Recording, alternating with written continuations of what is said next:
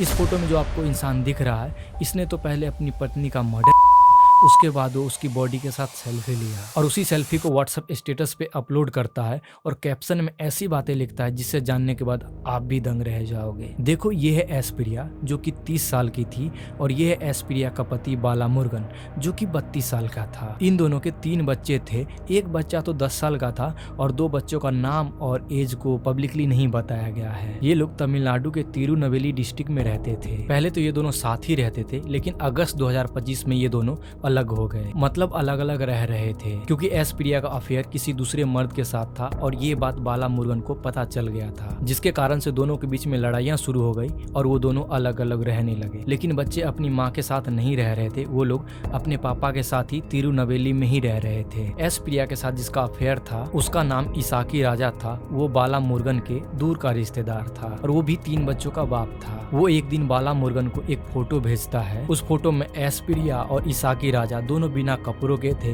यानी intimate photo था और उस फोटो को देखकर बाला मुर्गन मानो गुस्से से पागल हो गया। 30 नवंबर 2025 को सुबह के टाइम प्रिया अपने लेडीज हॉस्टल के नीचे वाले हिस्से में बैठी हुई थी और बाला मुर्गन हॉस्टल के पास पहुंचा और प्रिया के पास जा करके उससे बातें करना शुरू कर दिया और बात करते करते दोनों के बीच में बहस होने शुरू हो गई और वो बहस कब लड़ाई में बदल गया किसी को कुछ पता नहीं चला। फिर बाला मुर्गन अपने बैग से एक धारदार हथियार निकालता है और वो एस्प्रिया के ऊपर वार करना शुरू कर देता है। उसके गले पे, चेस्ट पे और सर के ऊपर मारता है और प्रिया वहीं पे गिर जाती है और उसकी डेथ है। उसके बाद वो प्रिया की बॉडी के साथ सेल्फी लेता है और उसी सेल्फी को व्हाट्सएप स्टेटस पे अपलोड करता है और कैप्शन में लिखता है धोखे की सजा मौत। और ये सब नज़ारा देख करके आसपास के लोग घबरा जाते हैं और वो तुरंत से पुलिस वालों को फोन कर देते हैं। और बाला मुर्गन के मन में बिल्कुल अफसोस नहीं था, वो भागता भी नहीं है और वो बॉडी के पास ही बैठा होता है। फिर आठीना पूरी पुलिस वहाँ पे आती है और बाला मुर्गन खुद से सरेंडर कर देता है और अभी वो जुडिशियल कस्टडी में है। मेरे ख्याल से कोई भी गलती इतनी भी बड़ी नहीं होती है कि एक दूसरे की जान ले ली जाए। और यहाँ पे मैं धोखे को जस्टिफाई नहीं कर रहा हूँ, सबको अपनी मर्जी और आजादी से जीने का अधिकार है। बाकी गाइस, इस केस के ऊपर आपका क्या ख्याल है नीचे कमेंट सेक्शन में अपना राय मुझे जरूर बताइएगा।